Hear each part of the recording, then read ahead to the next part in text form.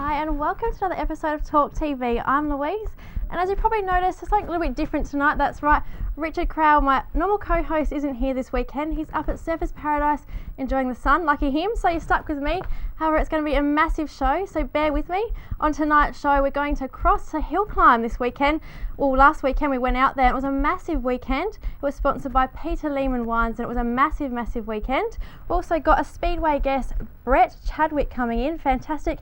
Better talk a little bit about Speedway with him. And our A to Z of Motorsport this week looks at S for safety. It's a very important part of motorsport, of course. And by request, we have Superkarts father and son competitors. Our guests for this week's show also Michael and Jason Burton.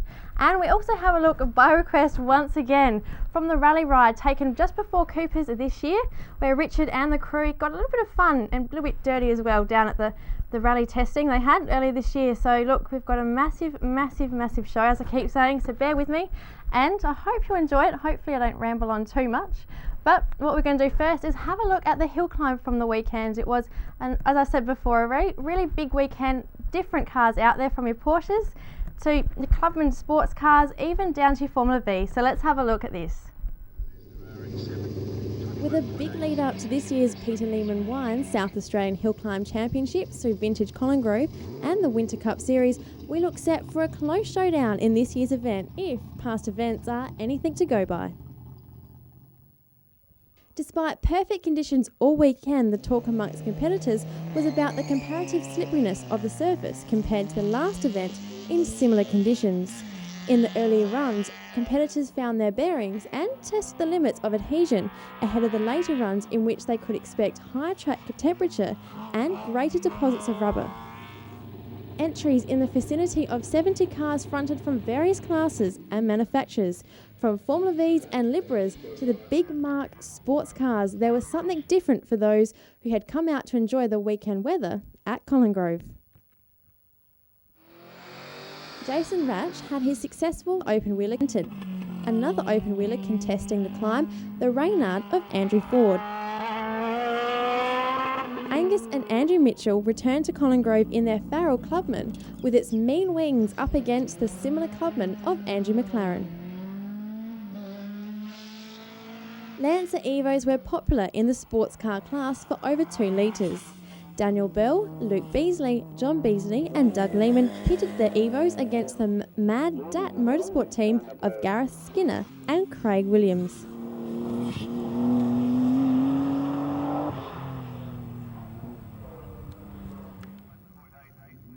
The very nice Mini of Norm Gowers certainly impressed lookers against the Bargain Cars entry of John Tilley, which was ironically for sale. The popular entries of Escorts such as the Mull and Merritt car and Tiranas like James Crinston's 213 entry.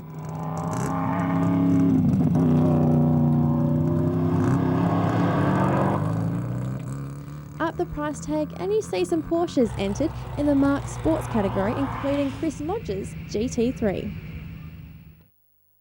The narrow and twisty 750-metre dash uphill might seem easy to the untrained eye, but there was plenty of margin for error and mechanical problems.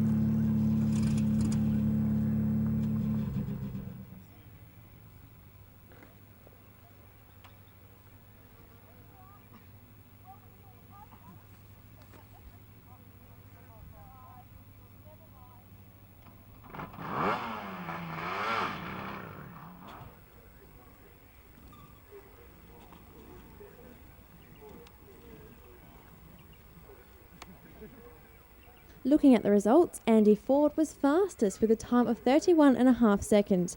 Andy Mitchell was second with 31.64 seconds and Alan Foster's Yamaha SP Libra third with 32.17 seconds, able to improve from this spin on Saturday. sixth place, Jay Richards on a 32.82 seconds ahead of John Beasley, Andrew McLaren, Luke Beasley and Kevin Weeks. Well, as I said before, that was another massive weekend race at the Hillclimb. Now, although there is a small car Sunday still to come in the next couple or the near distant future, that is the last official round for the Hillclimb. So congratulations to all the competitors out there. You did a fantastic job and we hope to see you around next year. Fingers crossed we'll still be on air. Well, tonight's first guest is Brett Chadwick. That's right. Welcome to the show, Brett. Thanks, Louise. Now, you actually currently run in the AMCA Nationals, which is a Speedway category. Tell us a bit about this AMCA Nationals. What is it? It's basically a tube frame chassis. It was actually derived from a HQ Holden. It's got half a body on it pretty much. It's not actually a full looking car as such. It's got to have open wheels. It's a cross between a sedan and an open wheel car. It was derived in Victoria 6 years ago. They're very strict on the rules. They're basically a 253 cubic inch V8 motor. Every car runs a Holden V8. Every car runs the same type of diff, the same tyres, the same wheels, the same everything. So it's all pretty much the same. Now, it is a Speedway category. Obviously, you must have had a bit of experience into Speedway, considering you're doing quite well at the moment in the AMCA Nationals or coming up in the future. How did you get into Speedway in particular? I heard you've been over in America doing a bit of racing previously. Yeah, that was a few years ago now. Basically, I started, originally my father raced Speedway, raced speed cars, midgets. Grew up with Speedway all my life. Most of my friends, obviously, that I grew up with were all involved with Speedway. So yeah, I went over to the States. I spent 8 months in America racing back in '92. When I came back, we built a race car for him to drive. And then obviously when AMCA started, which like I said was about 6 years ago, we decided to start the AMCAs off in South Australia. Now, you were speaking before about, you said that it was restricted, so to speak, the category. How is restricted is AMCA, and how does it differ from every other kind of Speedway categories? I'm a bit, like AMCA is something completely different. It's completely different in a lot of areas, basically because it's not actually a car as such to start off with. Like I said, it uses a HQ front chassis clip. Yep. Other than that, the rest of the cars either handmade. There's a few people in Australia. There's actually about 8 different chassis manufacturers in Australia.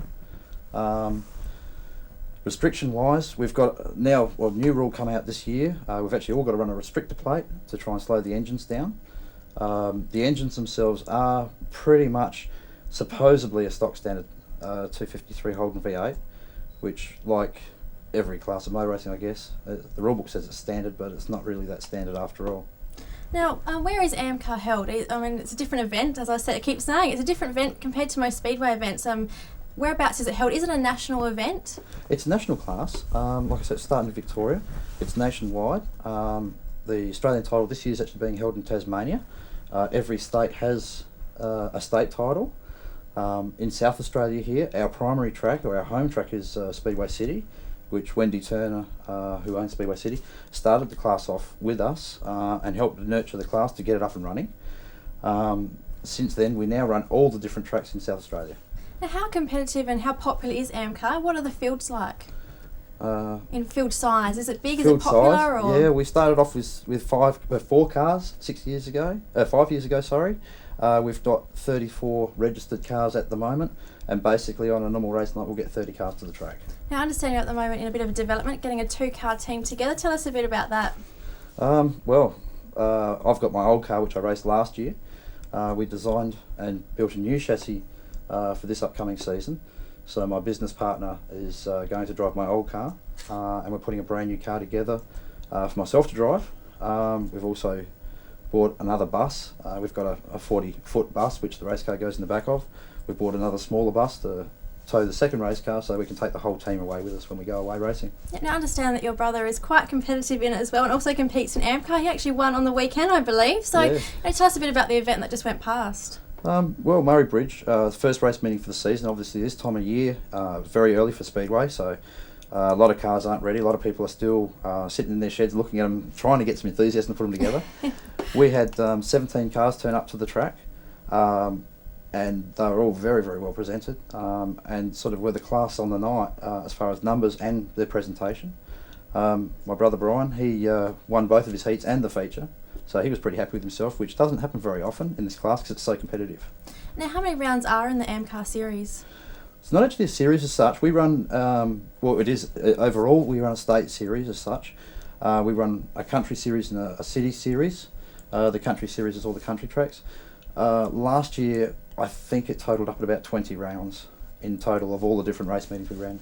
Well, that's very big actually. It's amazing. Now, I was saying before how popular, how expensive finally is it to get into AMCA, and how can people find out about more information and getting involved in this new category? Cars start second-hand from around the $10,000 mark. I know people have built cars from $6,000 up to probably $25,000. Usually get in touch with your local Speedway. They should be able to get you in touch with a representative of AMCA, or give you a phone number to contact someone in AMCA, which you can then get a rule book. There's plenty of websites available on the internet now, including my own, which if you look on there, it's got links to different sites which will actually give you some of the details on the rules and specifications and where we race. Oh, well, thank you very much for that. Good luck for the rest of the season, and we'll be looking out for you on the track. No worries, thanks Liz. Well, that was it from Brad Chadwick from AMCA Speedway. Look out for that. It's a different series coming in, and I know it's not one that I'm very familiar with, but it sounds very interesting. Well, stay tuned because there is much, much more after the break. It's a massive show. As I keep saying, my favourite word this week is massive, like fantastic last week. So stay tuned after the break. Well, we've got 2 more guests coming in. We've got Superkarts father and son, Michael and, I think it is, Michael and, I'm going to have to get this out, Jason Burton. I keep getting these wrong, coming in after the break. So stay with us. Hopefully I'll get myself sorted out and it'll be all much more fun.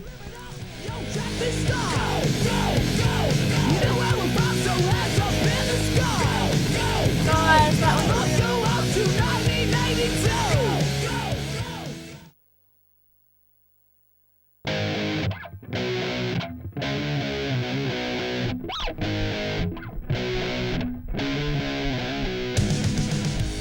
welcome back to Talk TV. It's Motorsport for your Friday night, and if you've just joined us, yes, I'm holding the show up myself tonight. Richard's up at Surfers Paradise for the Indy, so they've got me. Well, first, let's go on to Motorsport news this week. It has been a big week in Motorsport news.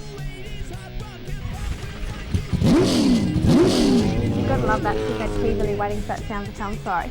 Well, Motorsport news, there's not too much coming out because considering that you've had all the championship wrap-ups, which we'll talk later on in the reviews. However, new Formula 1 team has come in a couple of weeks ago. We did talk about a Russian-based back team coming in called Midland F1 team. That was the one team that's coming for 2006. However, this week a Dubai-based team plans to enter Formula 1 in 2006 with Mercedes engines to help their former champions McLaren. So they're going to come in, bring in another team. It's very, very exciting. They've got some great backing by the sounds of it. So it's going to be a massive year in 2006. We've still got 2005, of course, to get through, but there's new money and there's new blood coming into F1, and they desperately need it at the moment. So that's all I've got for Formula 1 news, and that's all I've got for Motorsport news this week. It's been a very quiet week. However, all the series are starting to wrap up, so it's starting to get in the silly season, but we'll soon find out more, I'm sure, over the next couple of weeks. Well, last week we asked all the viewers out there, you guys, that's right, you guys, to vote in what you like best about Talk TV in the past episodes. Well, we got quite a few entrants and people coming online to vote what they like the best about Talk TV, and we've chosen one this week to have a look at, which is the rally ride back in, I think it was around July, for Cooper's Rally, and it was absolutely fantastic. Richard and the crew got to jump in one of Jamie Rudenry's car, and I also got in Mark Povey's car, which we'll not be showing, but it was a fantastic chance for all the boys. They had a lot of fun, and thanks for the voters, and let's have a look at it.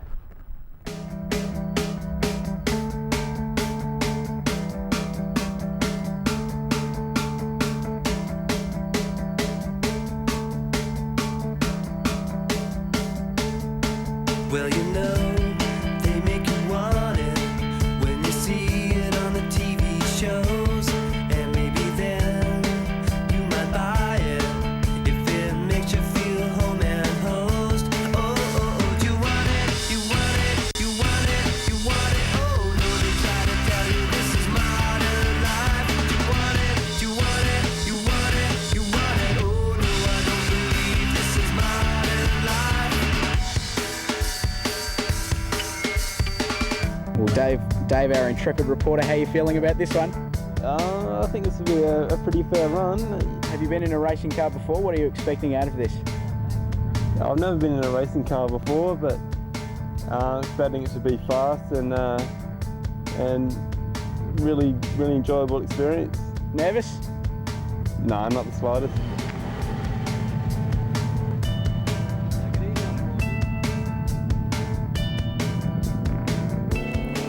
Can't you see that they want us to be brainwashed into their big schemes? So I can tell I see sex sells, 'cause it's a common recurring theme. Well, Dave, mate, how was that? Oh, that was bloody awesome. That was a brilliant run. It's hard to really appreciate what the rally drivers actually do just by looking outside of the car. But you can actually experience it being inside the car. You really know what they do and how talented they really are. Do it again in a heartbeat, wouldn't you? Yeah, for sure. Actually, I've got a bit of a heartbeat at the moment, but I'll be all right. Well done, mate. Yeah, cheers.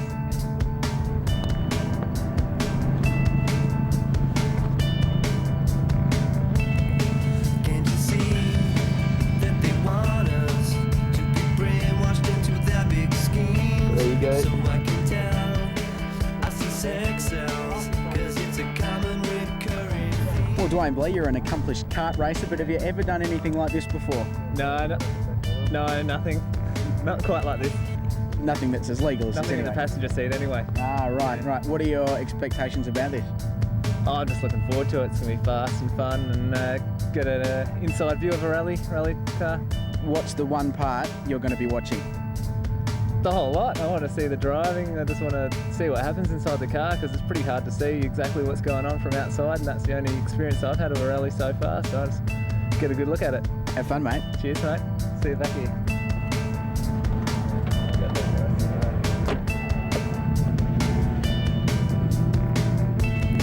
Can't you see that they want us to be brainwashed into their big schemes? So I can tell I see sex sells, 'cause it's a common recurring theme. Oh, you want it, you want it, you want it, you want it. Oh, I try to tell you this is modern life. You want it, you want it, you want it, you want it. Oh, I try to tell you this is modern life.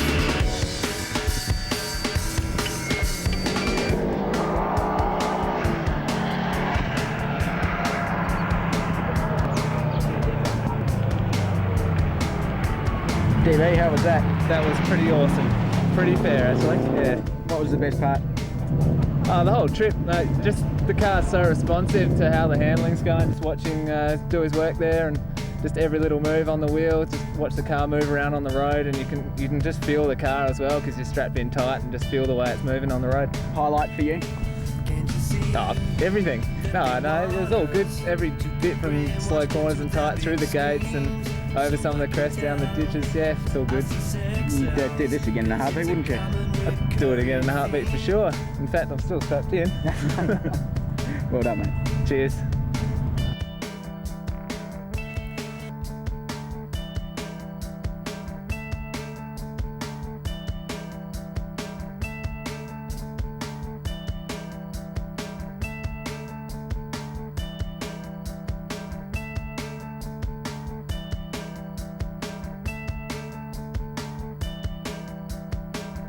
Your thoughts and expectations? Oh, I'm looking forward to it. Should be a good run.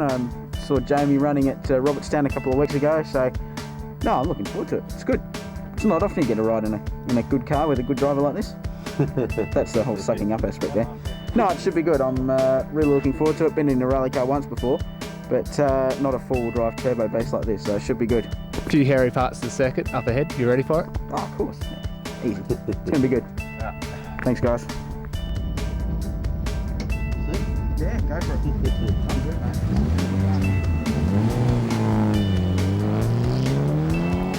Can't you see that they want us to be brainwashed into their big schemes?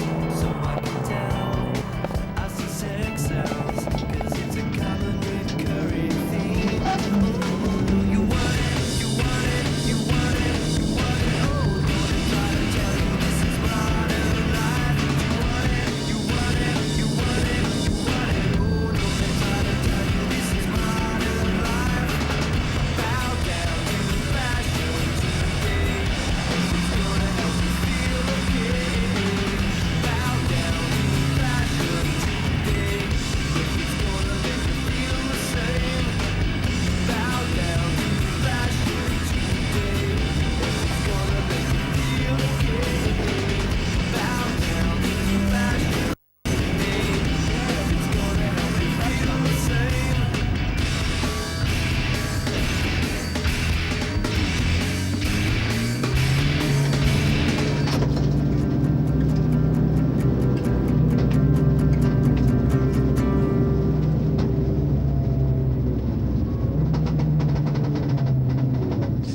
Sensational. Sensational. Yeah, go for it, mate. It's unreal.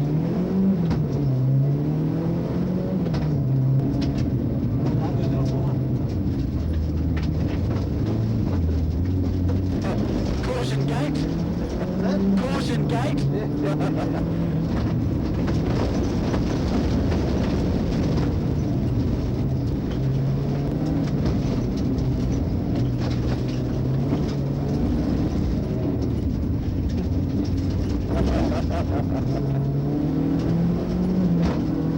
Producing about 200 kilowatts and over 400 newton metres of torque, Jamie's Evolution 3 Mitsubishi Lancer is one of the front runners in the South Australian Rally Championship and would still prove very competitive in the ARC privateer class. Make no mistake, this wasn't a slow car we were going for a ride in.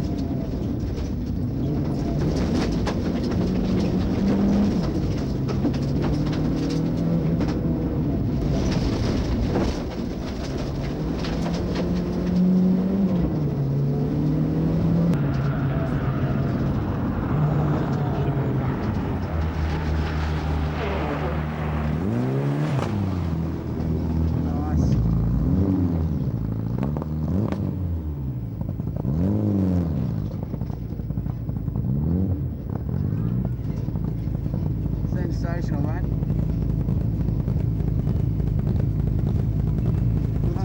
Unbelievable.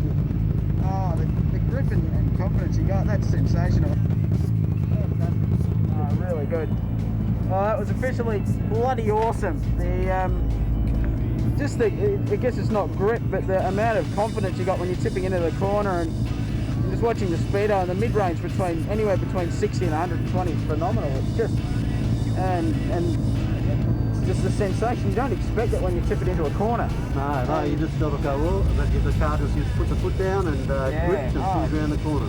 It's the whole experience of coming up to the corner and well before you're in it, you're already getting the opposite lock on to turn it in. So there's so much confidence and grip there. It's like a roller coaster. It's a pretty common use analogy, but that's terrific, mate. Thank you very much. No worries at all. Congratulations. Sensational. First ride. Unreal.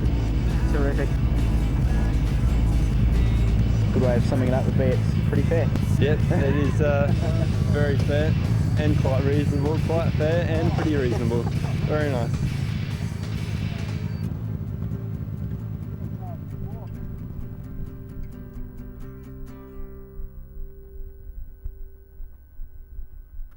Even though I'm speaking for Richard, I can pretty much guarantee that he absolutely enjoyed that ride. He was absolutely beaming from that.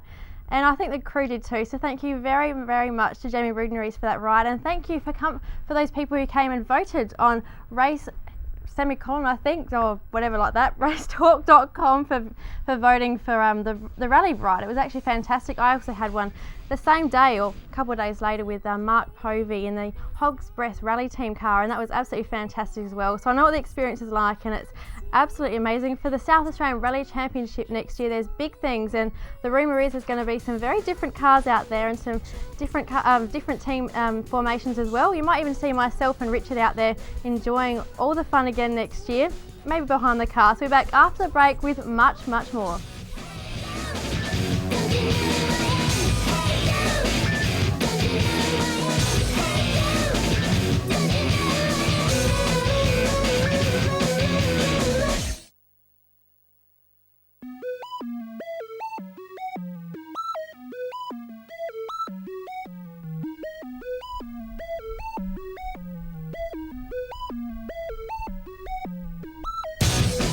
Welcome back to Talk TV. It is Motorsport for your Friday night.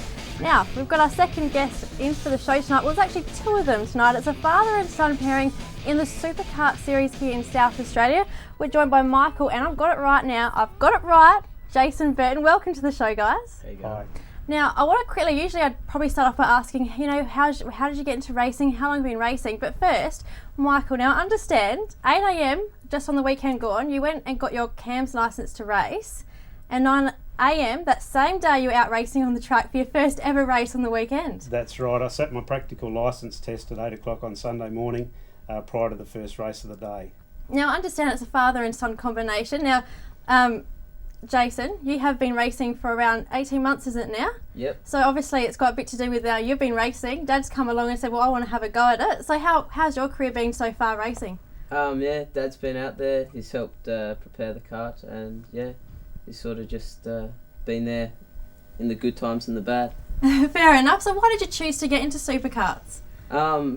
We saw an ad in the trading post for the Superkart Youth Initiative. Yep. And a lot of phone calls and mail came, and we sort of just hit off from there. Now, Michael, with your racing on the weekend, obviously being sitting there watching your son going out and having fun, why did you choose to go out there? Well, I've loved motorsport all my life, but motorsport has always had a perception to me that it was very, very expensive. And what we found when we started investigating for Jason to start, when he asked to start racing, we found out that superkarting was so affordable that it was easily within our reach. And after 18 odd months of watching Jason go round and round and round and having all the fun in the world, I just couldn't resist it any longer, and I had to do it as well.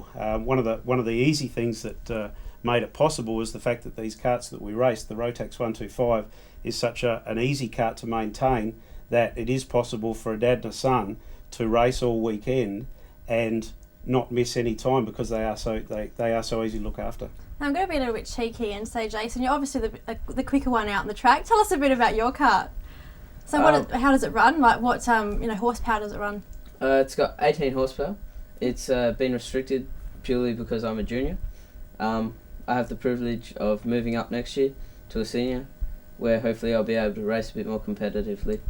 Now, Michael, we were speaking earlier about superkarts and how a lot of people just think they're go-karts. They're just, go-karts, just another abbreviation of it, but that's completely different. Tell us, what is superkarts? How do they differ from go-karts? Okay, the easiest way to describe the difference between a superkart and a go-kart is the fact super is the word in front of it. They are, in essence, underneath everything, they're the same type of kart. The main difference is they are geared differently. The speed of our karts is anywhere in the vicinity of 140 to 160 kilometres an hour, and they are very aerodynamic. They run a full wing system. Okay, so I mean it's a little bit different, obviously, with go-karting. Is it how much more competitive is it? Like, is it, with go-karting, there's so many people who can go out there at all different levels. Superkarts have got different levels. I know that you two are both in different levels. Is that correct?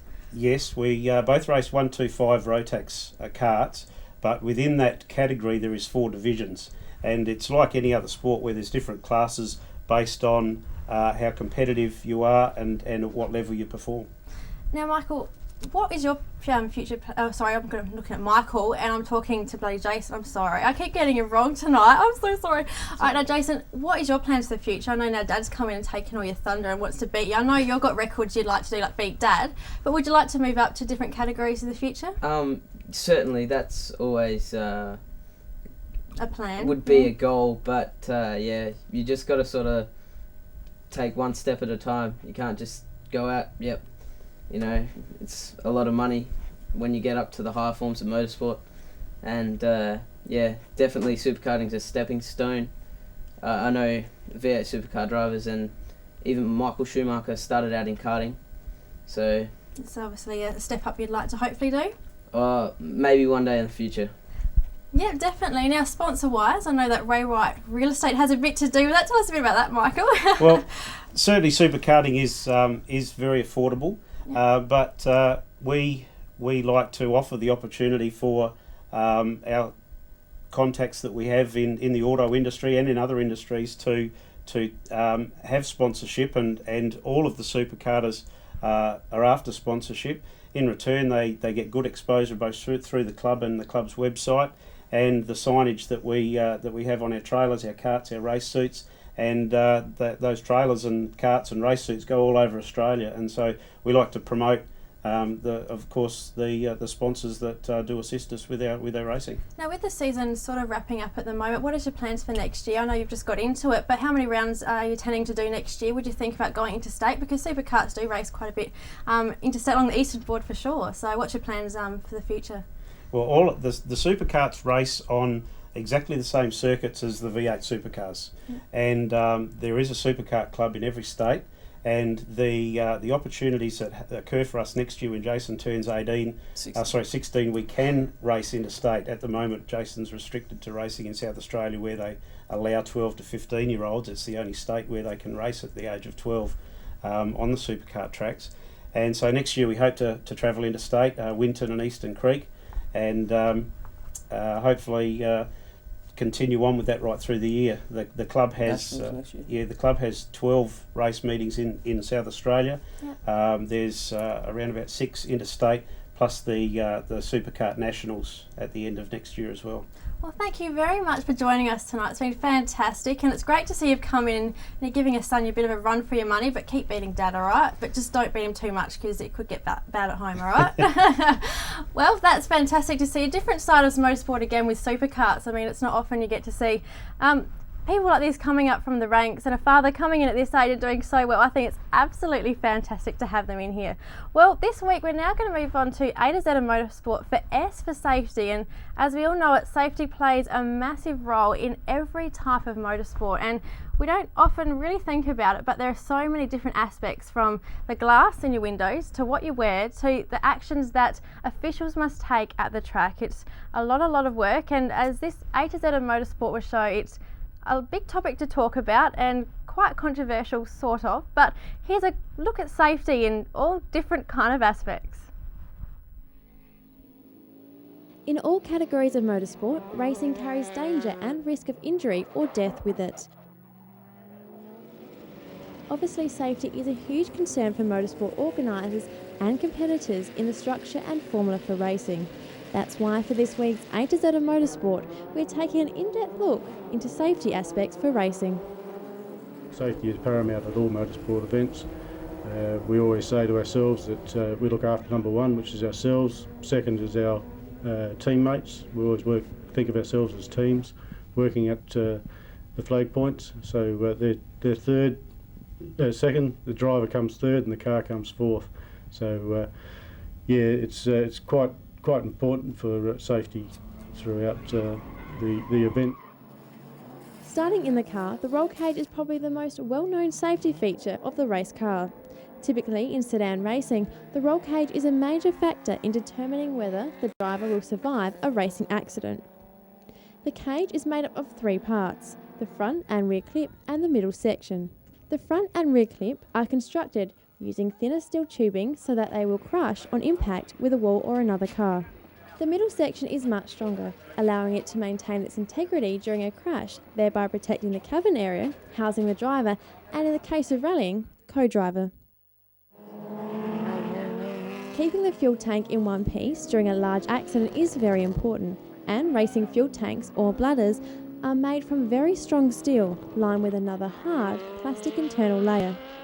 In some categories, this is filled with foam capable of absorbing an internal explosion. The glass components of a race car, especially the windshield and mirrors, differ greatly from normal window pane glass. The safety glass is created by placing a thin layer of flexible clear plastic film called polyvinyl butyl between 2 or more pieces of glass. The idea is that when the glass breaks, the plastic film holds the glass in place, thus helping to lessen injuries from loose shards of glass. The race seat has a very important role in protecting the driver from harm during an accident, being the only component in contact with the driver in such a situation. The main functions of the seat are to keep the driver inside the roll cage, to prevent driver from contacting anything hard during a crash, and by absorbing some of the force of the accident. The shape of the seat is crucial in protecting the driver, the ideal shape wrapping around the rib cage, thus spreading the load experienced during a crash over a larger surface, rather than a localised one. Holding the driver to the seat is the seatbelt. The seatbelt helps protect the driver by transferring the driver's energy to the car during the crash. It is designed to hold the driver tightly in his or her seat, ensuring the body slows down with the car, as opposed to that found in a road car, which stretches during a crash. In open wheel racing, external parts of the car can be extremely dangerous. New FIA rules for Formula 1 next year require tethers to hold the wheel in place that are 4 times as strong as the existing tether requirements. Wing assembly will also change to prevent shards from collisions between cars from piercing tyres and causing further accidents. Several pieces of protective equipment for the driver could potentially save his or her life in an accident situation. Protective gear worn may include a helmet, balaclava, fire suit, gloves, racing boots and Nomex underwear. The head is probably the most vulnerable part of the driver's body during an accident. It is protected by the helmet, which is designed to spread impact energy over the entire helmet. The head and neck support device or harness device also assists the helmet in reducing acceleration of the head and neck. The driver's suit is generally made from Nomex, a fire retardant material that protects the wearer in the case of a fire. Nomex is also used in the fabrication of the driver's gloves, shoes, balaclava and undergarments. As well as protective devices on the car and driver, systems are in place to ensure the safety of drivers and spectators at a motorsport event. Officials such as flag marshals and safety officials are at the event to warn drivers of dangers ahead and clear or minimise existing dangers. They provide the drivers with advice in terms of safety issues, for instance yellow flags if there's a danger ahead, to warn the drivers of those dangers, to advise the drivers that they can resume racing, that if there's been a yellow flag that there's a green flag displayed so they can go back to their racing. If there's a change in conditions such as oil on the track or something, we warn the drivers by putting out the appropriate slippery surface flag. If there are major problems, we will receive instruction from race control to advise the drivers of the problem by either going to a safety car situation where the field slows, or in a situation where it is a major incident, the race control may have decided they want to red flag the event. Across worldwide motorsport, the safety car is used to keep cars at a low speed and in order while an accident scene is cleared. The FIA established the FIA Institute of Motorsport Safety, which conducts research, analysis and training in safety for motorsport officials, circuits and vehicles. Some projects they are researching involved optimised high-speed barriers, debris fences, in-ear accelerometers to measure acceleration of the head in an accident and closed car occupant safety. And at a local level, national and state bodies for motorsport regulate their own safety standards using local safety inspectors and standards. These local standards are often modelled on the FIA's international example. So that has been a very safe A to Z of motorsport for Talk TV, to return next week. Geez, wasn't that flattering me getting to race suit? Right, thanks guys. That was really nice of you, management, putting that on there. No, it's okay, just calm down. I just got relaxed, starting to relax.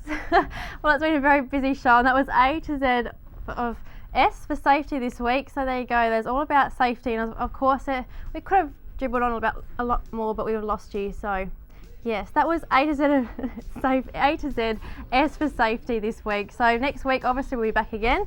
Don't know what we're going to do next week, but I'm sure it'll be just as interesting. Well, we've got plenty more to go after this. We've got our previews, reviews, and once again, our motorsport diary. So don't forget to stay tuned. We've got so much more coming up. Don't forget, world champions have been crowned this weekend past. So a lot to talk about after this break.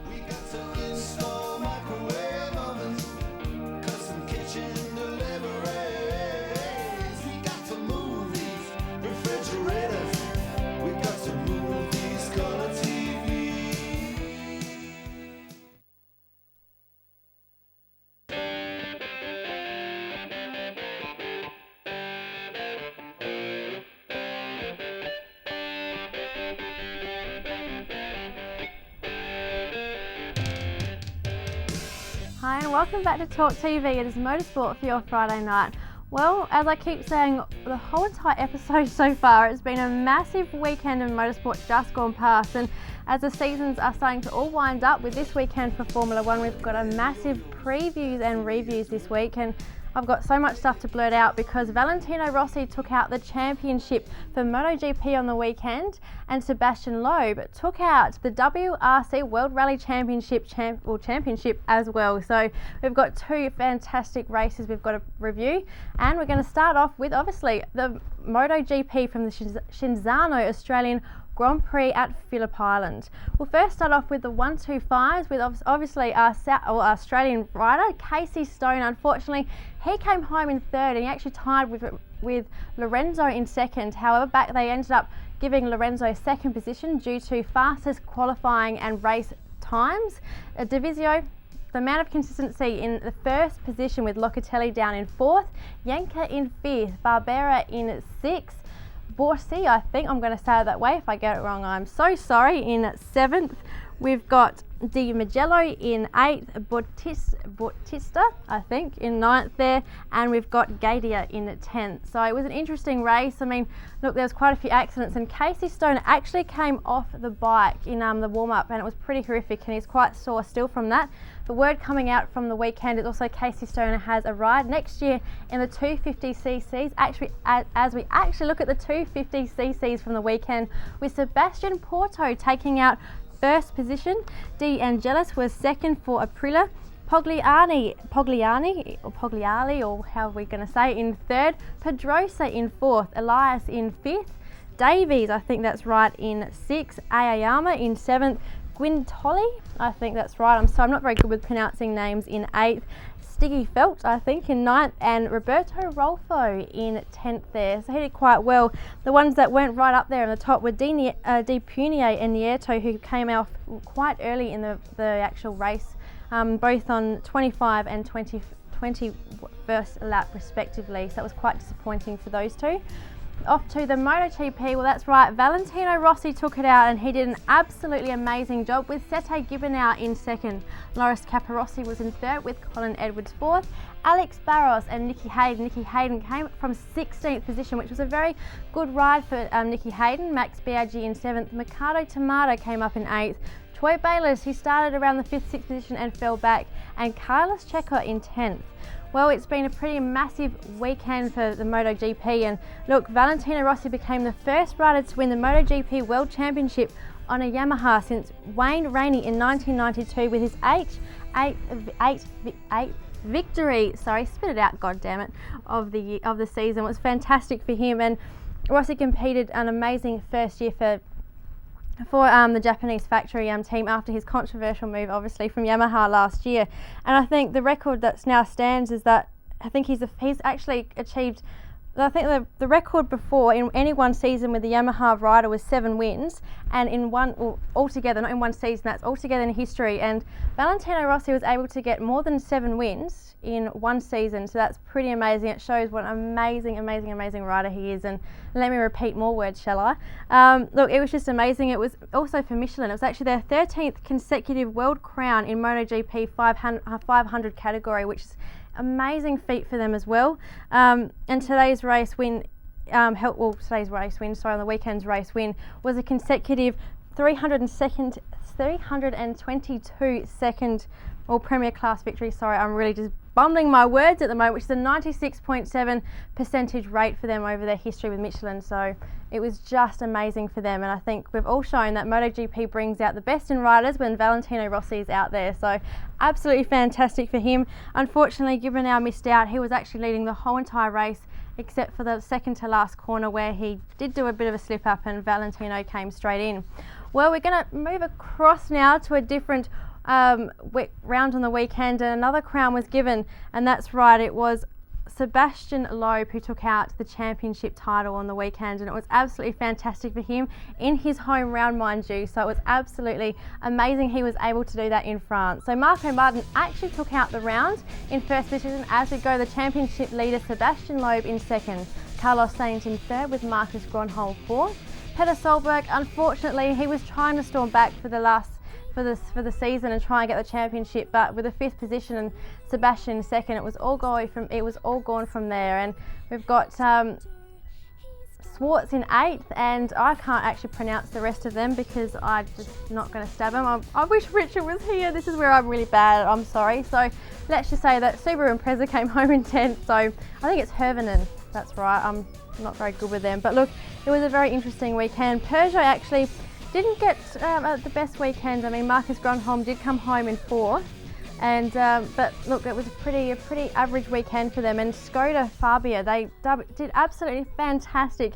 Both drivers came home for them in 8th and 9th, which is just fantastic for them. And look, you couldn't, I don't think, ask for any more on asphalt for them. So look, big weekend once again. But Sebastian Loeb has taken it out, and it is Ford's first win in Corsica for Marco Martin since 1993, with Francois Declour taking that out for them. So a great feat for Ford, great feat for Sebastian Loeb, and fantastic for Skoda too for coming up in the top 10 with both of their drivers. So it's been an interesting weekend, WRC and MotoGP and all the other classifications with 125s and 250s in that. So it was a pretty big weekend, but I think now it's time to move on to previews. We've got, that's right, another big weekend. I'm going to have to go through all my notes because we have Formula Ones hitting the scene this weekend, and it is their last round for the year. Unfortunately, Formula One all tied up, but with the series tied up by Michael Schumacher, the Constructors' title tied up too by Ferrari. It's all about all the drivers going out to having some fun, and this week's been quite interesting. Barrichello's come out and said that, well, I'm better than Michael Schumacher, I'm going to win, and that's quite simply what he has said. So it's quite interesting he's come out and said that, but you know, we'll see how things go. It also is going to be very interesting considering that it's David Coulthard's last race. He's going to be hanging up the boots, I suggest. Well, not so much boots because he's a racing car driver, but he does wear boots, so we're going to put that in there. Yeah, he's going to give up his ride next year. He's going to retire from Formula One, so it's sad to see him go, just like Mika Häkkinen quite a few while ago, and maybe Mika Häkkinen might be coming in, but we don't know yet. There's so many rumours going around, and well, with this weekend's race, it's going to be really interesting. The track itself is around 54 laps. Actually, no, about 72. Last year it was called off because 54 laps, the bad weather conditions, and Fisichella was given the win over Raikkonen after the race. Raikkonen did come home in first, but Fisichella was deemed the winner because he was the first to reach 54 laps in the really bad conditions. So it's going to be interesting to see how you go. Brazil, it's an interesting race.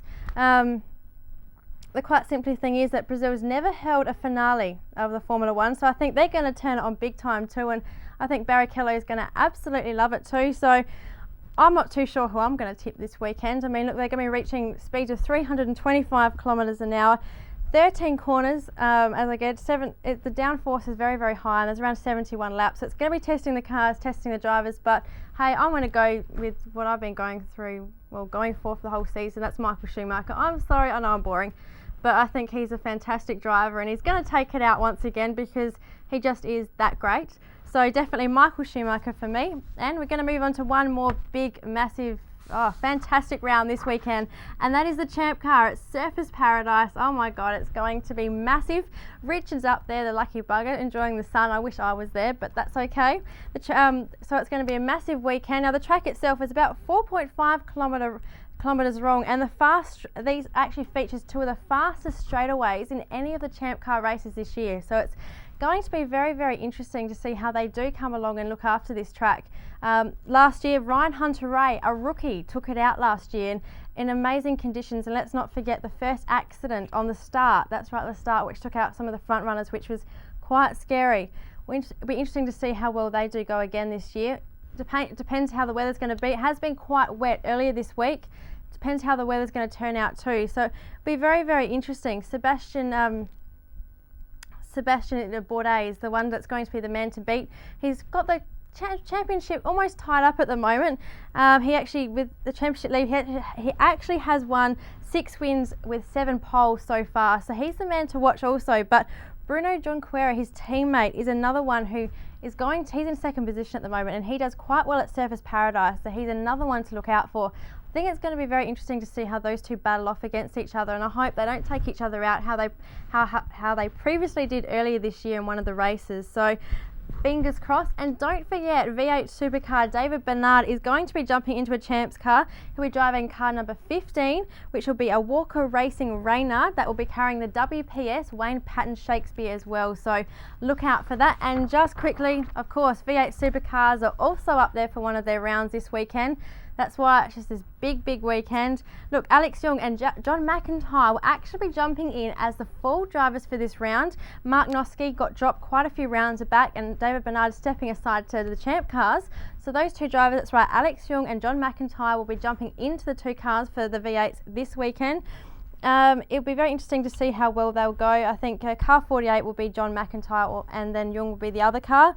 Also, very interesting, Mark Scaife, watch out, or Todd Kelly actually, watch out for him. They're going to be bringing back the VX Chevrolet powered hybrid Commodore that won, I think it's 2 Bathurst 1000 wins, 2 Clipser wins, and 2 V8 Supercar Championships. They're bringing it back out of retirement because Todd Kelly's car was too damaged from the last round with John Plato to actually get fixed and get it out to Surfers Paradise. It'll be interesting to see how well that car goes, and don't you worry, that has a lot of power behind it. So watch out for them, and my tip probably for the weekend is going to be Jason Bright. However, he is Mr. Consistency and he needs to fight for the title once again. Well, we're going to have to start tying it up, and we're going to have a look now at our Motorsport diary. We've got another big weekend here in South Australia and around Australia, so let's have a look at the Motorsport diary. And no, as Rich said every week, it's not dirty, it is actually quite clean because I cleaned it before I come onto air, that's right. So here is the Motorsport diary. This weekend we've got the HMI Performance Tyres Carnacross Series Round 4 weekend of Motorcana Motorsport, the Clare Showgrounds. Carnacross and static displays, Main Road Clare opposite Clare Caravan Park from 11:15. So go out and check that out. That should be a very good event, and hopefully the weather stays quite nice too. The CAMS Australian Motorcana Championship, Oran Park, Skidpan, the corner of Northern Road and Cobbitty Road. Narralin, I think that's right, New South Wales. So if you are in New South Wales, take that down. You might want to go have a look. And Denise Gooston, I think that's right, Memorial Ladies and Juniors Enduro Off-Road Sedan in South Australia. So you can also go and check that out as well. I think that'd be quite good to have a look and see how our juniors are going in the off-road events. The 2004 Canberra Rally Experience, Block 12, Stromo Forest, Urara, I think that's right, New South Wales. See, I told you, this is why Richard needs to be here to back me up. I just can't get these names right. And more Motorcana, the Sandgate Markets, New South Wales. That's also there on Saturday of October 23rd. So that's this Saturday. Come on, go check it out. It's tomorrow, actually. Group 5, Motorcana Somerton BP Oasis Victoria. That's another interesting event you might want to go check out. We love Motorcana here on Talk TV. And Group 5, Motorcana VMCV Geelong Motorsport Complex, Avalon in Victoria. So there's another Motorcana to check out. So look, I tell you, there's heaps of motorsport happening, not so much here in South Australia, more on the eastern border as usual. And the annual Spring Track Day Sandown at International Raceway Victoria. So there's another one to check out if you're on the eastern board. And the mini anniversary Montrose Foreshore, Tasmania. That's also fantastic. And Tasmania's weather's getting a bit warmer now, so it's worth going down and having a look. And the 2004 Brazilian Formula 1 Grand Prix. And look, I'm not going to make you go see that one. You can actually check that out on Channel 10. And don't forget www.formula1.com for more information. You can check out qualifying times and all the rest, because you have to wait to 1:30 a.m. Monday morning to check that out. Adelaide race time. So that's the last race of Formula 1, and it's quite sad because I love my Formula 1. So there you go, you have to check it out. And the Lexmark Indy 300 Gold Coast at Queensland. It's round 13 of Champ Car.